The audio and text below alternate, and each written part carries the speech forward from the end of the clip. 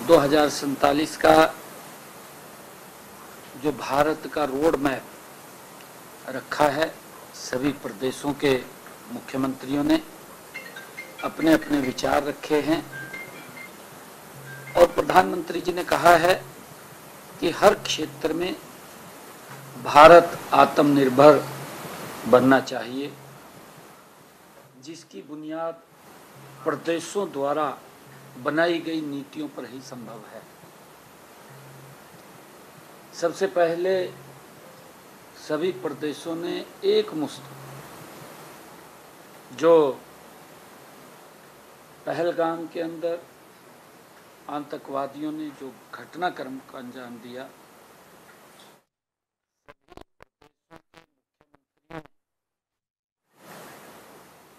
जो आदरणीय प्रधानमंत्री मोदी जी के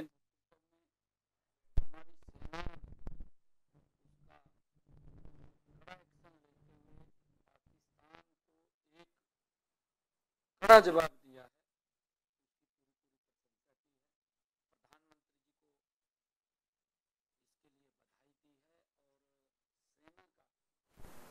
सेना को और आदरणीय प्रधानमंत्री जी को सभी ने एकजुटता से बधाई दी है। प्रधानमंत्री जी ने विस्तार से आत्मनिर्भरता को समझाते हुए कुछ उदाहरण भी पेश किए। प्रधानमंत्री जी ने कहा कि ग्रामीण अर्थव्यवस्था को बल दिया जाना चाहिए, क्योंकि भारत की आत्मा गांव में बसती है। उन्होंने मेक इन इंडिया पर जोर दिया है। स्वदेशी वस्तुएं खरीदने व बेचने पर भी प्रधानमंत्री जी ने जोर दिया है। हमने भी अपने विचार रखते हुए प्रधानमंत्री जी को आश्वस्त किया है कि हम आपकी नीतियों के वाहक के रूप में ईमानदारी से कार्य करते हुए विकसित भारत के आपके सपने को साकार करने में हरियाणा भी कोई कोर कसर नहीं छोड़ेगा। मजबूती से उसमें आगे लग करके काम करेंगे। हरियाणा द्वारा बनाई गई योजनाओं का ब्यौरा रखा और अपनी जो उपलब्धियों का उल्लेख भी किया। हमने आदरणीय प्रधानमंत्री जी को कि हमने पिछले दिनों क्या क्या काम किए हैं, उसके बारे में भी मौखिक भी और बुकलेट के माध्यम से भी नीति आयोग को हमने बताने का काम किया है। आदरणीय प्रधानमंत्री जी की नीयत, नीति और निर्णय हमेशा राष्ट्र हित में निर्णायक रहे हैं। हमने कहा है कि प्रधानमंत्री जी को कि आपका विकसित भारत का जो विजन आत्मनिर्भर, समृद्ध, सशक्त, सक्षम, समावेशी और तकनीकी रूप से उन्नत भारत के निर्माण का है। आदरणीय प्रधानमंत्री जी ने इस विजन को, हमने कहा है कि इस विजन को साकार करना हम सब की सामूहिक जिम्मेवारी है। इसमें हरियाणा राज्य की भागीदारी सुनिश्चित करने के लिए हमने इस बात को कहा है कि हमने अपना विजन डॉक्यूमेंट 2047 को तैयार किया है, जो राष्ट्र के विजन डॉक्यूमेंट से सामंजस्य रखते हुए हमने उसको बनाया है। इस विजन डॉक्यूमेंट को अंतिम रूप देने में तथा इसके प्रभावी क्रियान्वयन में हमें नीति आयोग की सतत तकनीकी और वैचारिक सहायता की आवश्यकता भी रहेगी। हमने इस बात को कहा है कि राज्य विजन डॉक्यूमेंट में वर्ष 2047 तक हरियाणा की अर्थव्यवस्था को हमने $1 ट्रिलियन बनाने का हमारा लक्ष्य है। ये भी हमने बताया है। आदरणीय प्रधानमंत्री जी को हमने हरियाणा में भविष्य सक्षम बनाने के लिए डिपार्टमेंट ऑफ फ्यूचर नाम से एक नया विभाग भी हमने बनाया है। यह विभाग आर्टिफिशियल इंटेलिजेंस, क्वांटम कंप्यूटिंग और रोबोटिक्स जैसी नवीनतम तकनीकों द्वारा विकसित विकास की संभावनाओं की तलाश करेगा। डिपार्टमेंट ऑफ फ्यूचर हरियाणा के विजन 2047 के अनुरूप $1 ट्रिलियन की अर्थव्यवस्था और समावेशी विकास प्राप्त करने के लिए दीर्घकालिक रणनीति, पहल, तकनीकी दूरदर्शिता और एकीकृत नीति बनाने के लिए नोडल एजेंसी के रूप में काम करेगा। हमने इसके ऊपर बताया है। हमने नीति आयोग से ये आग्रह भी किया है कि डिपार्टमेंट ऑफ फ्यूचर को तकनीकी एवं क्षमता निर्माण में सहयोग प्रदान किया जाए। हमने आर्टिफिशियल इंटेलिजेंस के क्षेत्र में आगे बढ़ने के लिए हरियाणा एआई मिशन की स्थापना वो कर रहा है। हाल ही में हमने इसके लिए विश्व बैंक से भी समझौता किया है। हमने इसका भी जिक्र किया है। हमने हरियाणा के अंदर युवाओं को स्टार्टअप्स के लिए प्रोत्साहित करने हेतु इंटर्नशिप, मेंटरशिप और सस्ता इंफ्रास्ट्रक्चर तैयार करने के लिए हरियाणा वेंचर कैपिटल फंड तेजी से कार्य कर रहा है। इसके अलावा हमने निजी निवेशकों का 2000 करोड़ रुपए का एक फंड ऑफ फंड्स बनाने का आह्वान भी किया है।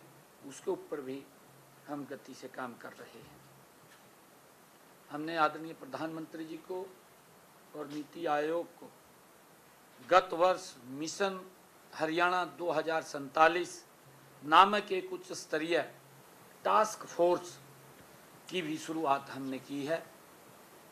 इसने राज्य के सकल घरेलू उत्पाद को $1 ट्रिलियन तक पहुंचाने व 50 लाख नए रोजगार पैदा करने के लिए काम शुरू भी कर दिया है। आदरणीय प्रधानमंत्री जी के नेतृत्व में पीएम गति शक्ति में हमने लगातार पिछले 3 वर्षों 2022, 23, 24 के लिए लैड्स सर्वेक्षण, लैड्स लॉक्ड राज्यों में अचीवर श्रेणी को लगातार बरकरार रखा गया है। हमने 100 करोड़ रुपए से अधिक लागत की सभी परियोजनाओं का पीएम गति शक्ति के राष्ट्रीय मास्टर प्लान से एकीकरण उसका अनिवार्य कर दिया है। हमने विनियामक बोझ को कम करने के लिए 1100 से अधिक जटिल अनुपालनाओं का सरलीकरण किया है। इससे प्रदेश में निवेश के लिए अनुकूल वातावरण बना है। जल्द ही हम हरियाणा में एक ease of doing business cell की स्थापना भी करने जा रहे हैं। हमने 37 विभागों की 230 से अधिक अधिनियमों के छोटे छोटे प्रावधान करके अपराधीकरण को समाप्त करने की दिशा में हम आगे बढ़ रहे हैं। इसके लिए हम एक राज्य स्तरीय जन विश्वास विधेयक का मसौदा भी तैयार कर रहे हैं। इसे दिसंबर 2025 तक अधिसूचित किया जाएगा। इससे विश्वसनीयता और कुशल शासन प्रणाली भी सुनिश्चित होगी। हमने आज जो अपनी नीति आयोग की 10वीं शासी की ये बैठक थी, उसके अंदर हरियाणा की तरफ से ये विषय आदरणीय प्रधानमंत्री जी के समक्ष रखे हैं, जिससे कि हरियाणा जो 2047 का प्रधानमंत्री जी का विज़न है, उस विज़न में हरियाणा भी मजबूती से देश के साथ विकसित हरियाणा, विकसित भारत में प्रमुख भूमिका अदा करेगा। उसके लिए हमने अपना पूरा रोड मैप तैयार किया। सर, एक सवाल है, केंद्र की किस तरह की सहयोग की अपेक्षा हरियाणा सरकार करती है? क्योंकि जब बड़े स्तर की बात होती है नीति आयोग की, कहीं ना कहीं केंद्र सरकार से भी कोई उम्मीद होती है, तो कौन से ऐसे बड़े प्रोजेक्ट्स हैं जिसको हरियाणा सरकार को केंद्र के सहयोग की जरूरत होगी, जो आपने रखे हैं सामने, या आने वाले दिनों में वो मंजूर हो सकते हैं? नहीं, देखिए, हमने जैसे हमारा, अगर आप लोग देखेंगे, पूरा हरियाणा का हर जिला 4 लेनिंग से कनेक्ट है। और अभी प्रधानमंत्री जी आए थे, हमारा पहला महाराजा अग्रसेन एयरपोर्ट, जिसका माननीय प्रधानमंत्री जी ने उद्घाटन किया है। और हमने एक फॉरेंसिक यूनिवर्सिटी का जो रीजनल सेंटर है, जो पंचकुला में बनेगा, उसके लिए भी, क्योंकि आने वाले समय के अंदर उसकी ज़मीन भी हमने चिन्हित कर ली है, और वहाँ पर एक फॉरेंसिक यूनिवर्सिटी का रीजनल सेंटर वो भी जल्दी बन रहा है। और हमने जो हरियाणा के अंदर 2 प्रमुख केंद्र, एक पंचकुला और एक गुरुग्राम के अंदर वो बनाने का, AI बनाने का निर्णय किया है। उसके बारे में भी लगातार केंद्र से जो भी हम यहाँ पर विषय लेकर के जाते हैं, उसका सहयोग वो केंद्र की तरफ से मिलता है। और हम देख रहे हैं कि उसके अंदर हमारी जो योजनाएं हैं, जो नीतियां हैं, आदरणीय प्रधानमंत्री जी ने इस बात के ऊपर भी जोर दिया है कि नदियों को आपस में जोड़ना।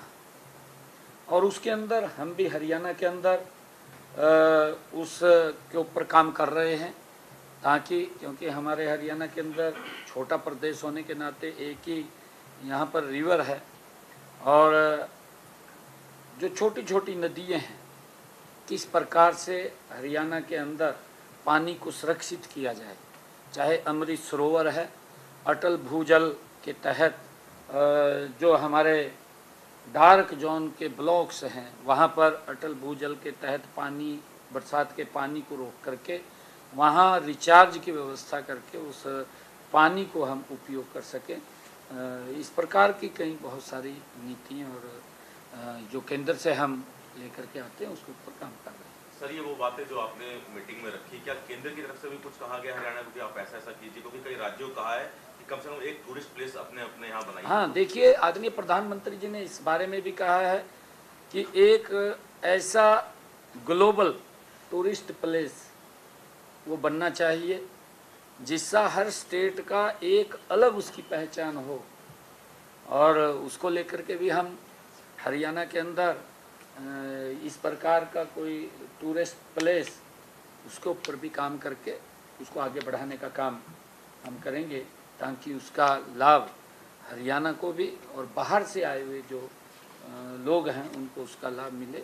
उसके ऊपर भी हम काम करेंगे, आगे बढ़ाएंगे उसको। महिलाओं को लेकर भी प्रधानमंत्री के द्वारा तो चीजें कही गई कि किस तरीके से महिलाओं को सशक्त बनाया जाए, तो कोई कानून, कोई नीति जिस तरीके से हरियाणा में देखने को मिले? आप आदरणीय प्रधानमंत्री जी ने जो लखपति दीदी है, हमने हरियाणा के अंदर 5000 का टारगेट रखा है, 5 लाख का टारगेट रखा है। लगभग 2 लाख महिलाओं को लखपति दीदी बनाने का काम, उनको सशक्त आर्थिक रूप से मजबूत करने का काम हमने किया है। और जल्दी ही हम इसको और आगे बढ़ाने का गति से काम करेंगे।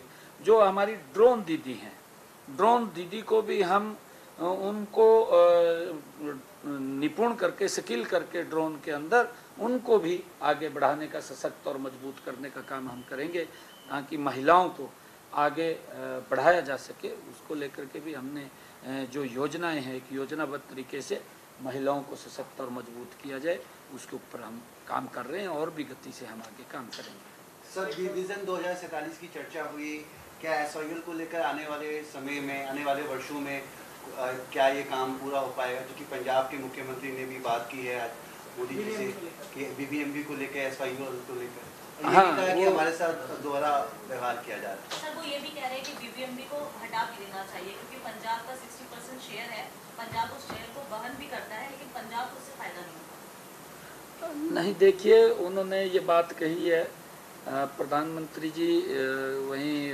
के बैठे थे जब वो अपना विषय रख रहे थे कि आप हरियाणा और राजस्थान के मुख्यमंत्रियों को बुला करके आप इसके ऊपर बात करें, क्योंकि जो एग्रीमेंट हुआ है, और मैं बार बार इस बात को बोलता हूँ क्योंकि ये प्रकृति का स्रोत है, प्रकृति से हमें ये पानी मिलता है, और ये जितना शेर हमारा हरियाणा का है हम उस शेर की बात करते हैं, उससे फालतू की हम बात नहीं करते, क्योंकि राजस्थान के अंदर भी स्थितियाँ ऐसी हैं, हरियाणा के अंदर भी हमारा जो राजस्थान को टच करता है एरिया, वहाँ की भी स्थितियाँ बड़ी गंभीर हैं, क्योंकि नीचे पानी लगातार जा रहा है, और ये नहरी पानी जो पीने का पानी भी है उसके ऊपर भी हम नहरी पानी के ऊपर निर्भर हैं।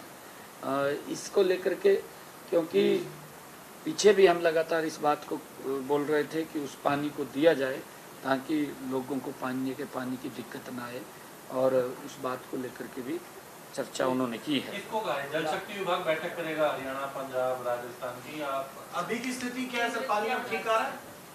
हाँ, कल से पानी चालू हुआ है और अभी पहुंच रहा है, अभी धीरे धीरे करके जा रहा है।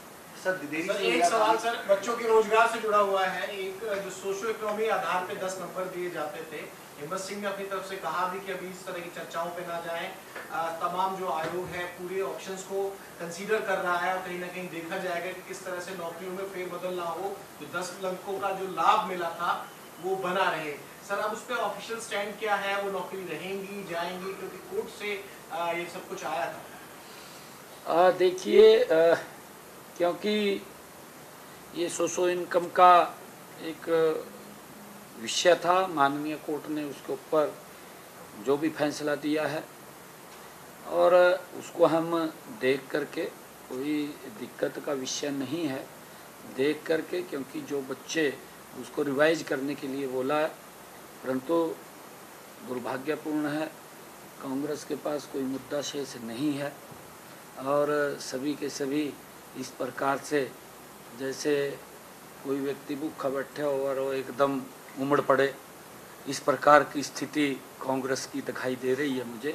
अपने गिरेबान में नहीं वो झांक करके देखते, उनके समय में युवाओं के साथ क्या क्या शोषण हुआ है। ये एक सिस्टम के सुधार का विषय था। देखिए, माननीय कोर्ट ने जो फैसला दिया है वो स्वागत योग्य है, हम उसका स्वागत करते हैं, क्योंकि गरीब परिवार में सबसे पहले और सबसे गरीब, जिस घर के अंदर कोई आज तक नौकरी नहीं मिली, या जो परिवार बहुत गरीब है जिसकी सालाना 1 लाख रुपए तक इनकम है, ये व्यवस्था उसके लिए खड़ी की गई थी ताकि उस गरीब व्यक्ति का विकास, उसका उदय हो, उसके घर में भी रोशनी आए। परंतु कांग्रेस के लोग किस प्रकार का वातावरण खड़ा कर रहे हैं। अरे आपको, मैं कांग्रेस के नेताओं को कहना चाहूँगा कि आपको चिंता करने की जरूरत नहीं है। हरियाणा सरकार के अंदर नायब सिंह बैठा है, किसी युवा को चिंता करने की जरूरत नहीं है। हम उसका विचार करके, माननीय कोर्ट ने जो फैसला दिया है उसको पढ़ेंगे, पढ़ करके देख करके उसके ऊपर विचार करके उस निर्णय करेंगे।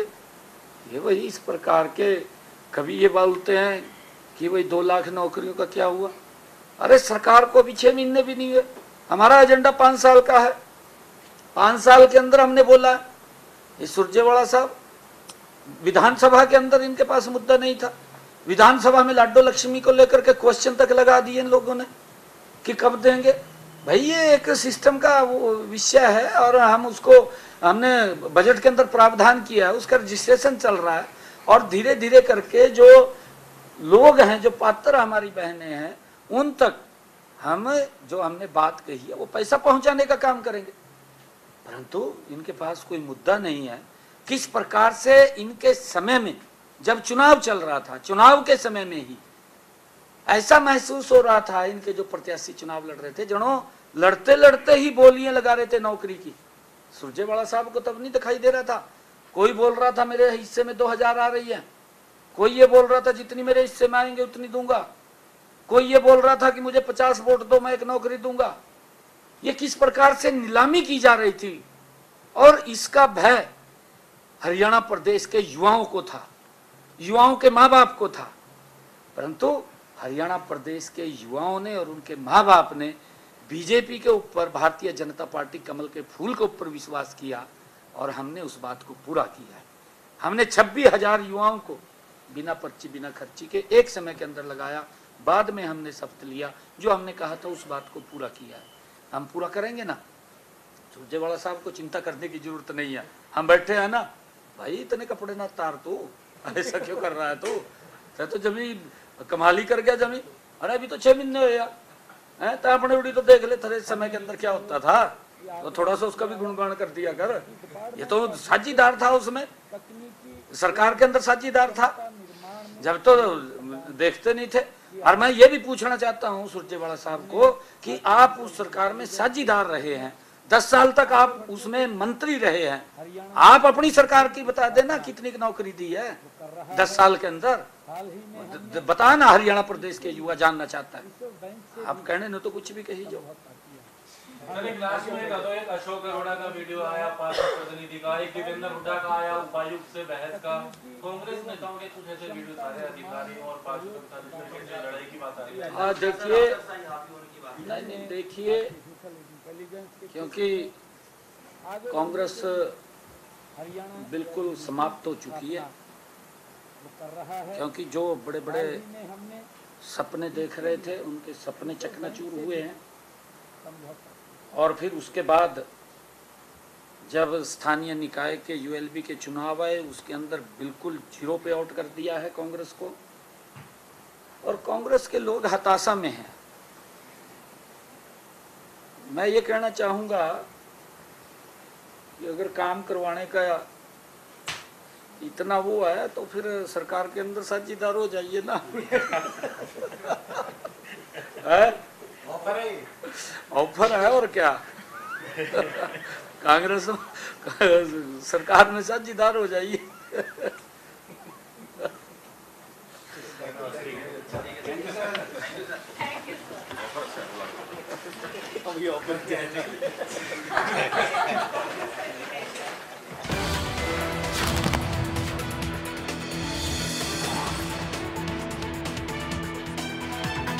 दिल्ली से बड़ी खबर बता रहे हैं, जहां मुख्यमंत्री नायब सिंह सैनी के प्रेस कॉन्फ्रेंस, हरियाणा द्वारा बनाई गई योजनाओं का ब्यौरा रखा।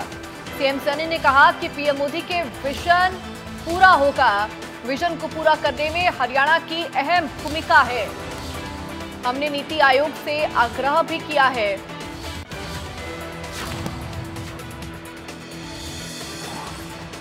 ये बड़ी खबर आपको बता रहे हैं, जहां दिल्ली में मुख्यमंत्री नायब सिंह सैनी ने प्रेस कॉन्फ्रेंस की। इस दौरान उन्होंने कहा कि हरियाणा द्वारा बनाई गई योजनाओं का ब्यौरा रखा गया बैठक में, और बाकायदा प्रधानमंत्री नरेंद्र मोदी के विजन पूरे हो रहे हैं। डिपार्टमेंट ऑफ फ्यूचर को मदद करने का भी आग्रह किया गया। $1 ट्रिलियन की अर्थव्यवस्था बनाने का लक्ष्य है। Mission Haryana 2047 high level task force का गठन, अपराध को कम करने के लिए हमने बाकायदा काम किया है। हमने नीति आयोग से भी आग्रह किया है, और वहीं विकसित भारत के विजन को हरियाणा बखूबी संभाल रहा है, आगे बढ़ा रहा है। डिपार्टमेंट ऑफ फ्यूचर को मदद करने का आग्रह किया। $1 ट्रिलियन की अर्थव्यवस्था बनाने का लक्ष्य रखा है। Mission Haryana 2047 high level task force का गठन भी किया गया। और वहीं अपराध को लेकर उन्होंने कहा कि अपराध को कम करने के लिए हमने काम किया है। हमने नीति आयोग से आग्रह किया।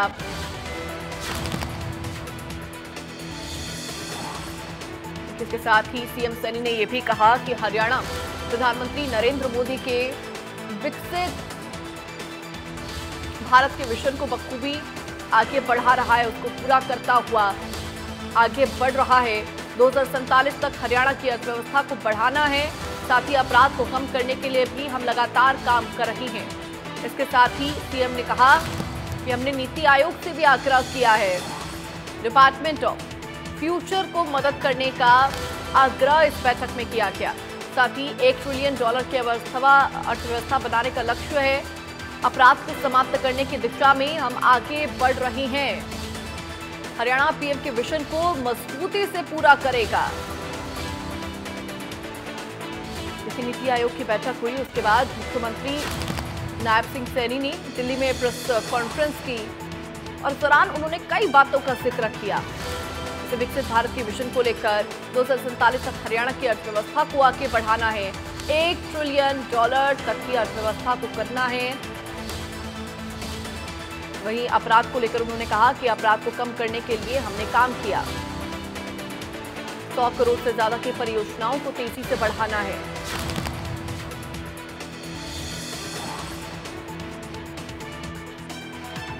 नीति आयोग से यह आग्रह भी किया है कि डिपार्टमेंट ऑफ फ्यूचर को तकनीकी एवं क्षमता निर्माण में सहयोग प्रदान किया जाए। हमने आर्टिफिशियल इंटेलिजेंस के क्षेत्र में आगे बढ़ने के लिए हरियाणा AI मिशन की स्थापना वो कर रहा है। हाल ही में हमने इसके लिए विश्व बैंक से भी समझौता किया है। डिपार्टमेंट ऑफ फ्यूचर हरियाणा के विजन 2047 के अनुरूप $1 ट्रिलियन की अर्थव्यवस्था और समावेशी विकास